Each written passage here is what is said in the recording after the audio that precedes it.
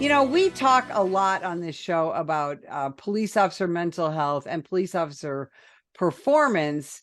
And I wanted to bring in somebody who can talk both the mental health side of things, the tactical side of things, and provide us some updates on some different alternatives to be able to make police officers more resilient, more tactically sound, and just be better cops and better humans so they can not only serve their communities, but they can be people that their families want to see coming home every night after their shift. So I want you to meet Jessica Crowley. Jessica, welcome to the show. Thank you. Thank you for having me. Hey, so we were cops in the same Chicago suburbs. Tell us a little about your career. I was hired back in 1994 and was hired by Bartlett Police Department. It's 30 miles west of Chicago and not far from where you were from, and spent 27 years, retired 2 years ago, and was a sergeant for 18 of those years and specialized in the crisis intervention and wellness arena. So when you look at, almost 3 decades of law enforcement, what differences do you see in the way that we just deal with our own mental health as cops? There's definitely more awareness now than there used to be. And agencies are developing programs internally with peer support programs, which have been outstanding. They're bringing in social workers. Our agency, we actually had our own police psychologist just for us. And she was contracted and the guys loved it. She would walk in and be very busy. So I think there's been a great transition over the last 20 years to support law enforcement on the wellness side of things. Definitely. We have a lot more to go, but it's great. Well, and when you talk about having a police psychologist or a police social worker, and we always had on my agency from the day that I got hired in 1980, we had police social workers. There's this myth in the media that cops don't want any help either for us or for our citizens in the mental health arena. And nothing could be further from the truth, right? I agree. As a matter of fact, it is welcomed across both the civilian side for the residents and in the internal side with our personnel. Now, when you talk about being on the crisis intervention team, I was on ours as well. Again, explain to folks that because you are crisis intervention trained as a police officer, doesn't mean you're going to or able to go out and diagnose people's mental health issues, right? What's the advantage of a CIT trained cop? Sure. For me, it was career changing. I didn't learn how to truly become a great officer until I went to crisis intervention training about 13 years into my career. And it really enables law enforcement to use different active listening skills, communication techniques, be educated about mental health. I knew nothing about it. It opened my eyes in so many ways. And the bonus is it allows us to connect with resources throughout our counties to be able to provide that to the residents in lieu of potentially making arrests. So oftentimes people who aren't trained in crisis intervention will talk too loud, or they'll invade the space of somebody who's in a crisis. And with crisis intervention, it really gives you a lot of tools to be able to walk in and not escalate a scene, therefore keeping everybody a lot safer. And there are great stories that come out of people using those resources that we give them as far as treatment and addiction. Yeah, absolutely. So you weren't just a cop, you're an athlete as well, and still are, right? I am, yes. And you have taken that love of sports and all your experience as a police officer, and you've created a new pathway for yourself, a new career. Talk about that. There's so many similarities between law enforcement firefighting, just first responders in general, and athletes. I mean, we're tactical athletes. Everything that we do, athletes do, and vice versa. So performing under pressure, the stress, the motivation, the exhaustion, fatigue. And I became a performance coach in addition to becoming a certified hypnotist, heart math practitioner, and brain spotting practitioner. And I work with athletes and first responders both to go from where they are to where they want to be. And it's really, really pretty cool because they use the resources they have within themselves to get there.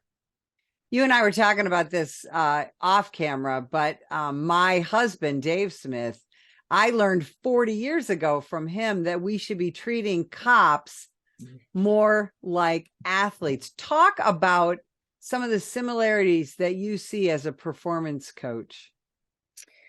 Oh, the need for the consistency as far as training, making sure you work that into your schedule, the need for adequate sleep, nutrition, and really understanding how your physiology works. I think that's one thing that we can grow in law enforcement is how our body works and why we feel the way we feel. So there are so many. In order to perform at your peak, you need to have all of these things, not just one day, but every day. And it takes a commitment. Athletes commit. They're driven to commit to themselves, to get better, to grow themselves in their sport. And in law enforcement, we need to do the exact same thing. Now, one of the things, and I want you to explain this to people, because one of the things we're seeing, especially now in law enforcement, is we are seeing a lowering of physical standards to even become a police officer. And the former head of training for the NYPD famously said a few months ago that she wanted to get rid of the 1.5 mile run fitness test because no cop ever runs 1.5 miles in chasing someone. Explain to people why we need to be cardiovascularly fit and physically fit in general to be a good police officer, even though it's true that we probably don't chase somebody ever for 1.5 miles. And as a patrol officer, or as a detective, you spend a lot of time sitting. Explain why fitness is so important. The ability to handle chronic stress. And our body needs exercise. We talk about circumstances, the New York circumstances, running 1.5 miles. It's not about that. Our wellness, our mental health is so intertwined with the need for physical fitness, physical health to offset the cortisol that we get when we're under stress. And that happens even when our radio goes off. Just the mere radio transmission, our heart rate variable, what our heartbeat looks like, changes. And there's studies, it's for a different day, but that physical fitness allows us to make sure that our head brain, our heart brain, and our gut brain that controls our digestion is all functioning and working together so that we can optimize our health. So we benefit in so many ways from physical fitness. And if you don't start your career like that and get in a good routine, if there are no standards, you will see a massive decline in the mental health and wellness of law enforcement across the country. In other words, this is something that we should be starting in the academy and then continuing forward for somebody's entire career, right? It has to be a want. For me, it was an extension of my workday. As you guys went to, I believe, we're on 12s, and every day I would wake up at 3. I'd be at the gym at 4 o'clock. I'd get my workout in. I'd go to work, or I'd do the opposite and leave work and go. So when I changed, I knew it was still at work. I was still working. So that my workout became an extension of my workday because I owed it to myself. I owed it to my family, and I owed it to the people I worked with, and I owed it to the community. So it's super Yeah. important because it's difficult to make good decisions when you're not physically fit because of the connections between our emotional and mental health. They're Yeah, I all mean, when you are exhausted, when you are over caffeinated, when you are stressed out of your mind, you may not make the best decisions. And what we're seeing, what we see in the media now all the time is, police officers are expected to be, near perfect, yeah. and it's difficult to be, to display perfection, if you will, when, like you said, you're on that 12-hour shift. And because, right now, 9 out of every 10 police departments are short staffed. So if you're on an agency that's working 12-hour shifts or 10-hour shifts, there's a real good chance that you're working far more than 40 hours a week, and that you don't have a lot of days off. And that exhaustion can have a lot of problems, not just mentally, but also from a motor programming standpoint, right? Absolutely. And I think to your point, people who are listening think, well, gosh, how do I do that? If I'm working 12s and I have overtime constantly, we're shorthanded. I need to get home, spend some time with my family, go to sleep. Like what are those options? And there are so many other options to working your heart muscles, working your body in a different way. It doesn't have to be a half an hour at the gym. That was my choice. That was what I enjoyed. It could be taking the stairs instead of an elevator. It could be taking a little bit of a walk. It could be meditating. It could be visualizing. It could be doing breath work, which we don't teach enough as far as the reasons behind how breath work works our heart muscles. So there are so many different ways we can, quote, work out without having to necessarily go to a gym. Now, police officers, again, I started in 1980, and when I went to the academy, we were told, don't talk about any of the stuff you see at work with anybody, especially your family, except just talk to your coworkers, right? Talk to each other. By the time you went to the police academy, we were starting to talk a little bit more about police officer mental health. And now, as we see, the rises in police suicide and things like that, and the last 3 years of the vilification of law enforcement and how that has negatively impacted our mental health, we're seeing a lot more openness about police officer mental health. We're seeing a lot more police leaders try and address the issue, but cops are still very hesitant very often to get help, to take part in traditional talk therapy. Talk about some of the alternatives. Sure. There's meditation. There's hypnosis, which people are afraid of. And I'm a cop, I'm a hypnotist. And I'm telling you, it is the greatest, most wonderful feeling in the world to just let your body be in a full state of relaxation. There is really, it's amazing. There's heart math, which is working your heart to make sure that your autonomic nervous system is in balance, which is super important to us, is law enforcement. And there's performance coaching, and there's so many different resources that we can tap into. Even something as simple as improv, going and taking a class in improv and laughing and creating those good chemicals, but yet getting benefits that help us in our job, like having us be even safer, being more accepting of others, having tools that help us without being biased. We go through the bias training. Improv is a one-stop shop. As crazy as that sounds, it's so effective. It's fun. You can do it with a spouse. You can do it with one of your kids. So those are a lot of the different options. And I don't think that we teach people what those options are. We go right to a psychologist or a social worker, which are wonderful, so needed. There's lots of value, but there's a lot of value in a lot of the other resources as well. Now you're a performance coach. And so when we think about a traditional coach, we're thinking, you're there, yelling at a basketball team to, do this and do that and do this play and that play. I do that. Yeah, and you do that. That too.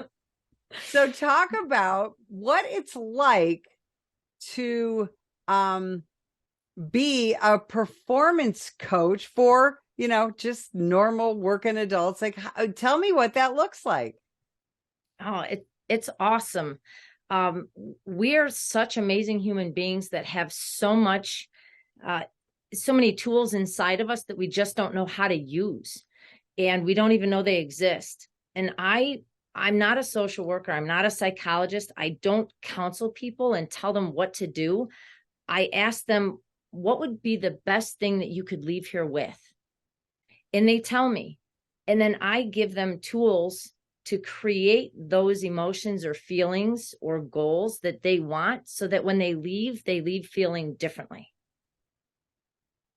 Yeah, I think that is so much less intimidating, really, to anyone, and especially to someone, a police officer, or even a retired police officer who's used to being so in control. That's one of the things that you deal with, right? Because we tend to be real control freaks, right? And I would assume people who are athletes are as well. Yes. And the more, along with control is perfectionism. So you kind of get both of them in one little area, and that is really difficult for mental health. And the more control we want, the less control we really have, because we're not seeing everything around us. So when I work with law enforcement, we do a lot of different interactive activities to let them feel what being vulnerable is, and that you actually have so much more control when you lean into vulnerability. It's not letting your guard down. It's not being weak. It's allowing your vision, your hearing, your body to see everything that's around you, so you can make better, faster, quicker decisions. Now, how do you talk a cop into being vulnerable? I think about that and I almost shudder, because I think, well, gosh, what does that look like tactically? What does that look like physically? How do you accomplish that? I experienced it and went through it and used those tools. I mean, the process isn't always pleasant. It's not always fun. So you take ways to create and make those moments really fun in not game situations, but if I were to ask you to look around the room and pick out everything that was black in your office and you have 30 seconds, then I said, okay, close your eyes and tell me everything that's red. Well, you only see what you're focused on. And when we want control, we only see what we focus on. But if I were to ask you right now to pick out everything that was black in your office, I guarantee you'd see things that are red, that were blue, that were green. Right? Yeah. Wow. That little exercise we get to use to say, in what way can we enhance this in your life? What do you think the most difficult mental health issue is for the American law enforcement officer? I might stir up some controversy, Betsy, on this one. I really believe it's the inability of us to look inside of ourselves to get what we want from ourselves. We've always been people who look to the outside in order to say, well, the culture's bad, the morale is bad, they're making me frustrated. There are so many things that we can do within ourselves, and we can only control one person, and that's us. Does the environment help? Of course it does. Does some of the internal stress of the organization, where we want to feel valued and have a sense of purpose, play a role 100%? So when we look at a lot of the conflict and frustration in law enforcement, I always tell people the problem is never the problem. There's always something underlying. I knew it was time for me to retire when I was in conflict with the beliefs and values of our administration. I knew I couldn't change the beliefs and values they had, but they didn't align with what I had. And therefore, that was my frustration in my position. So I knew what I wanted. And I left. I retired by choice. Nothing mad or angry. So really, there's so many ways that we as individuals can say, hey, it's easy to blame everything else and look at the extrinsic components of our emotional state. Let's be real and let's look intrinsically. How do we show up? And one of those is knowing that we are not our job. The job is what we do. So we're not our title. So who are you? Wow, right? Who are you? When you show up every day, who are you? They're like, I'm a cop. Well, no, that's what you do. Like, who are you? I'm a husband. No, that's a title. And so we live to fulfill this title and to fill other people's expectations of what we think we should do and who we should be without knowing who we are and what our values and our sense of purpose are. I love it. I love it. That is such a great answer. Where can people find out more about you and your coaching and get some of that fantastic advice that you're throwing out there? Great. I have a website. It's aspirewinningedge.com, ASPIRE winningedge.com. And you can find me on LinkedIn and on Facebook under Jessica Crowley. That's awesome. Thank you so much for spending time with us today and talking about these issues that affect American law enforcement and affect the society that we are trying to help protect. And if you would like more information about us, visit nationalpolice.org. Sam, put the gun down! Put the gun down!